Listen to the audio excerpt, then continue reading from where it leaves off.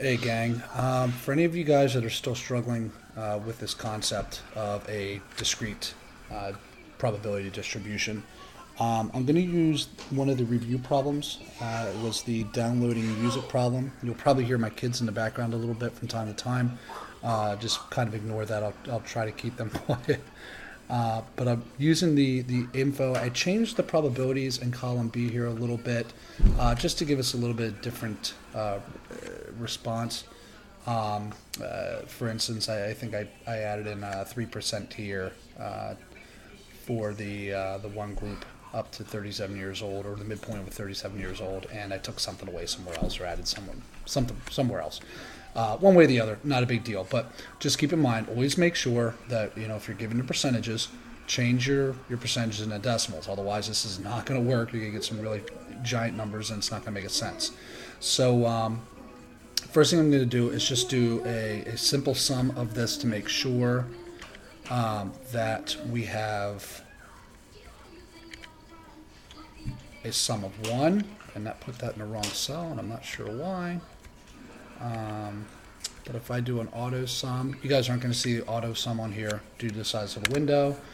I got a valid distribution. So remember that. That's going to be important tomorrow. Hint, hint, wink, wink. Next step. Okay, next step is we want to take our x values, multiply them times our p of x values. So again, in terms of Excel, we need to write that as a formula. Okay, so I'm just going to set it up as equals a2 times b2. And I got an expected value of 2.04. So we're basically saying 12% of 17 years old would be 2.04 years. And to that, again, we can just click and drag the corner, which is kind of a nice thing. Saves us a ton of time. And then remember, to get our expected value, which is one of the major things we want to do, all we have to do is do a sum of this. So you're going to do the auto sum up in the editing button. And we get an average of 30.85, or an expected age of 30.85.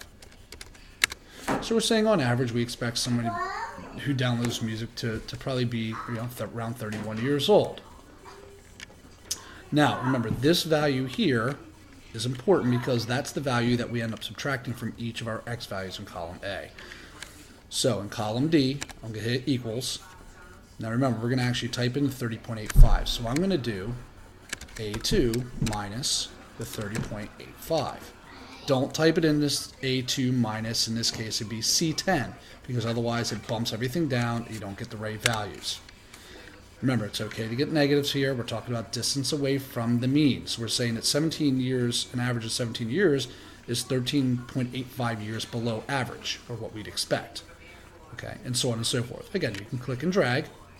So somebody who's 52 is 21.15 years older than our expected value. So in column E, I'm just going to hit equals. I'm going to take what I did in column D, which is the x minus mu. So I'm going to say D2. Oops, we're going to take that to the second power. I accidentally hit the multiplication. We're not multiplying, we're squaring. Again, click and drag. My son's talking like a dragon. Just ignore that. And in the last column, column F. Now this is, remember, this is where we get our standard deviation from these numbers over here.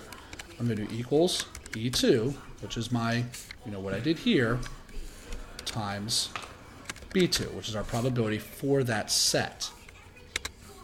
And again, I get another what seems to be a meaningless number at this point. And some of you guys are probably joking, saying, well, all these numbers are meaningless to me, Mr. Fisher. What do they matter? They will matter. Pay attention. Learn something. Again, at the end, we want to get the sum of this column. Remember, sum of this column, sum of this column. So I'm just going to do an auto sum.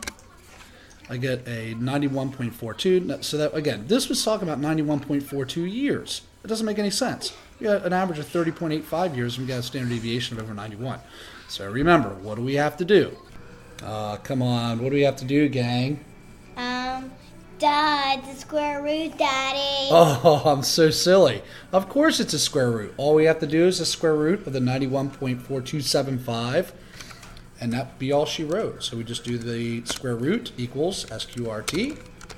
And if you want to type in the cell number, you can. I'll use the cell number, or you can type the number in. I'm just going to type in F10. and we get a standard deviation of 9.46. So I'd like to thank my daughter for reminding me to never forget to do the square root when we're doing standard deviation. And that also works for binomials, gang. So just keep that in mind. Square root for any time we're doing standard deviation, regardless of the situation. All right, so make sure you guys watch this. If you need to watch it again, do it again. And we'll see you guys tomorrow. Good luck. If you have any other questions, shoot me an email. Good night.